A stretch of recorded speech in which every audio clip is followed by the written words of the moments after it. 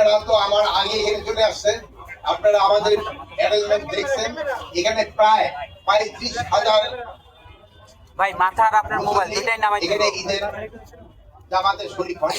এখানে অনেক গুণীজন আসেন এবং অনেক গণ্যমান্য ব্যক্তি আসেন। তাদের নিরাপত্তার জন্য আমাদের যত ধরনের ব্যবস্থা নেওয়ার কথা আমরা সব ধরনের ব্যবস্থাই নিয়েছি। এখানে যেন সবাই ভালোভাবে ঈদের নামাজটা পড়তে পারে, এই জন্য ধরেন যে তাদের ওজুর ব্যবস্থা করা হয়েছে, কারো যদি কোনো পানি টানি খাবারও ব্যবস্থা করা হয়েছে, সবকিছুর এখানে ব্যবস্থা আছে। কেউ অসুস্থ হয়ে পড়লে যদি কারো কোনো চিকিৎসার দরকার পড়ে, ওখানে চিকিৎসক এখানে আছে এবং এখানে কোনো এখানে সবাই কিন্তু নামাজেরই ব্যবস্থা আছে। তো আপনারা ভালো থাকেন, দোয়া করবেন আমাদের জন্য।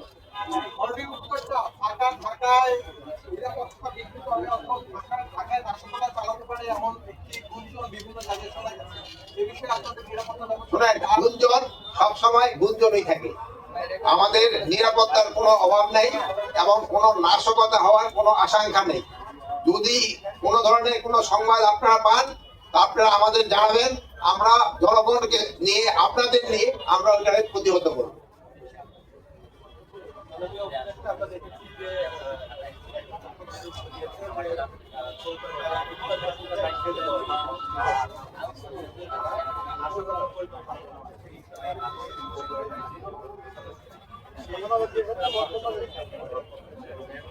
এখন তো আপনারা জানেন কলকাতায় কারা আছে। কলকাতায় যারা এই গুলি করে ক্রিমিনালরা তো সবসময় এই জিনিস ব্যবহৃত চিন্তা করবে।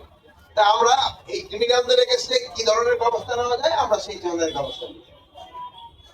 আপনারা সবাই ভালো থাকেন, দোয়া করবেন। আপনার জন্য ঈদের শুভেচ্ছা এবং অগ্রিম ঈদ মোবারক।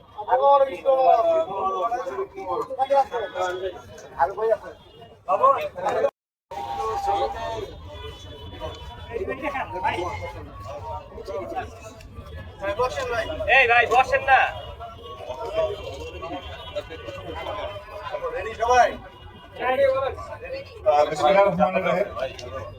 সাংবাদিক ব্যক্তি, আসসালামু আলাইকুম।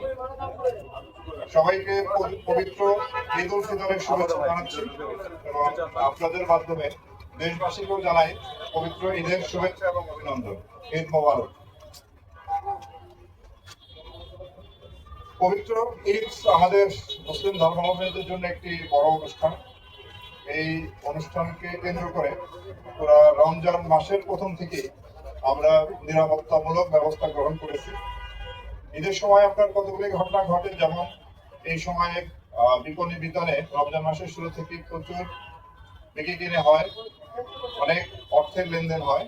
তো যার জন্য এই সময় ছিনতাই, চাঁদাবাজি এই ধরনের অপরাধের একটা প্রকোপ থাকে। আমরা রমজান মাসের শুরু থেকে এই ধরনের অপরাধ নিয়ন্ত্রণের জন্য কাজ করে আসছি এবং আপনারা দেখেছেন যে ছিনতাই, চাঁদাবাজি এই ধরনের অপরাধ এখন কিছুটা নিয়ন্ত্রণে এসেছে। আমরা ঈদ পূর্ববর্তী, ঈদের দিন এবং ঈদ পরবর্তী 3 ধাপে আমাদের দায়িত্ব পালন করতে হয়। ঈদ পূর্ববর্তী ধাপের আমরা প্রায় শেষ পর্যায়ে। আমরা প্রথম থেকেই বিভিন্ন বিপণী বিতানে যে তাদের যে বিক্রি, এখানে যে অর্থ লেনদেন, সেখানে যাতে কোনো ধরনের চাঁদাবাজি না হতে পারে, রাস্তাঘাটে ছিনতাই, ডাকাতি বন্ধের জন্য আমরা আপ্রাণ চেষ্টা করে যাচ্ছি। এরপরে যারা ঈদ উপলক্ষে ঘরমুখী মানুষ যারা ঢাকা ছাড়বেন বা বিভিন্ন শহর থেকে গ্রামে যান, তাদের যাত্রা যাতে নির্বিঘ্ন নিরাপদ হয় সেজন্য আমরা অন্যান্য বাহিনীর সাথে কাজ করে যাচ্ছি। অর্থাৎ হাইওয়েতে ডাকাতি না হয়, দুর্ঘটনা যাতে কম হয়, এই জন্য আমরা কাজ করে যাচ্ছি এবং ট্রাফিক নিয়ন্ত্রণেও আমরা ভূমিকা পালন করে যাচ্ছি। এই সময় বাস টার্মিনাল, লঞ্চঘাট, ট্রেন স্টেশন এখানে প্রচুর জনসমাগম হয়।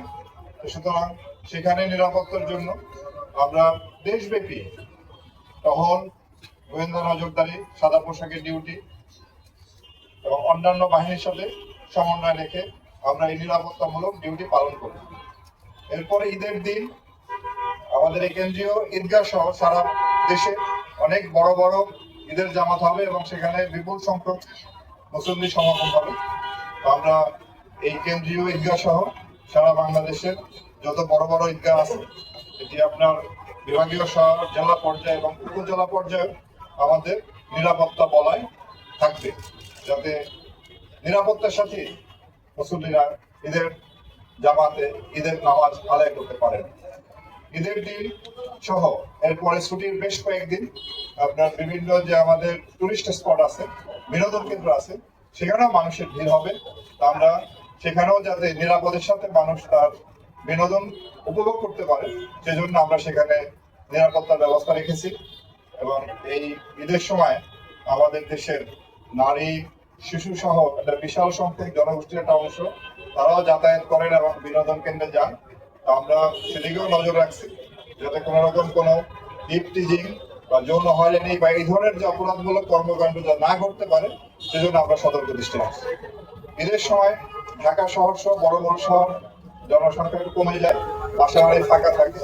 এই ফাঁকা বাসা বাড়িতে যাতে কোনো প্রকার চুরি বা দস্যুতা ঘটতে না পারে, সেজন্য আমরা সজাগ দৃষ্টি রাখছি এবং এখানেও নিরাপত্তামূলক ব্যবস্থা গ্রহণ করছি। এরপরে ঈদের পরে যখন যারা বাড়ি গিয়েছেন তারা আবার ঢাকামুখী হবেন, সেই জন্য সেই সময়ও যাতে আপনার তাদের আশাটাও নির্বিঘ্ন হয়, নিরাপদ হয়, সেজন্য আমরা বাস টার্মিনাল, লঞ্চ ঘাট এবং রেল স্টেশনের ফিরতি পথের জন্য নিরাপত্তামূলক ব্যবস্থা রাখছি।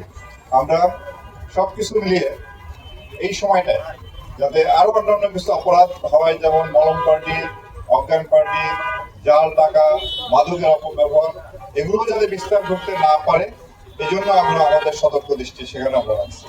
আমরা সর্বোপরি আপনাদের সহযোগিতায়, দেশবাসীর সহযোগিতায়, আমরা যারা আইন শৃঙ্খলা রক্ষাকারী বাহিনী আছে, সবার সম্মিলিত প্রচেষ্টার মাধ্যমে ঈদটি যাতে সুন্দরভাবে উপভোগ করতে পারে, সেই চেষ্টা আমাদের অব্যাহত আছে এবং ইনশাআল্লাহ আমরা আশাবাদী এবার ঈদ নির্বিঘ্নে আমরা করতে সক্ষম হব।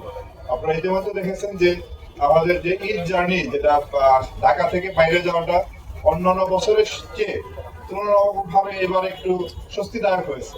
রাস্তাঘাটে যানজট কম এবং বিভিন্ন যে টার্মিনালগুলো যানজট তুলনামূলকভাবে কম।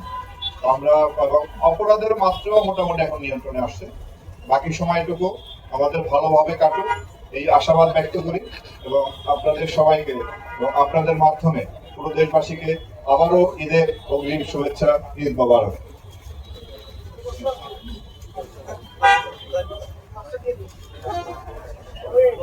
ধন্যবাদ আপনাদেরকে, অসংখ্য ধন্যবাদ।